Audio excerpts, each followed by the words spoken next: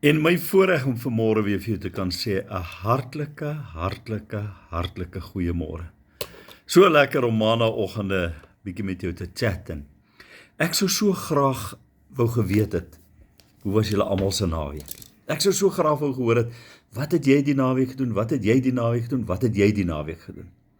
Maar ja, dis nie altyd vir ons beskore nie, né?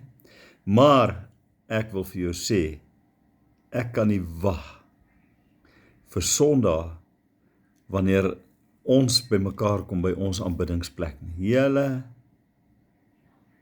daar's kinders van die Here, wat vir jou so bless, wat 'n blessing is om te sien, wat 'n vreugde is om mee te gesels.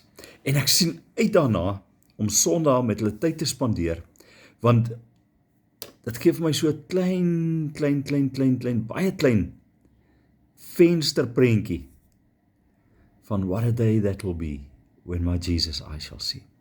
As ons hier op aarde, so heerlik lekker in eenheid en harmonie saam met God se kinders kan verkeer, I can only imagine what it will be like. En ek hoop, ek kry dit reg, om vanmôre by jou so 'n klein bietjie, daar's verlange in my hart na Jesus, daar's verlange in my hart om hom te sien, te sit met die droom en die begeerte om by Jesus uit te kom. Here, dankie vir hierdie maandag.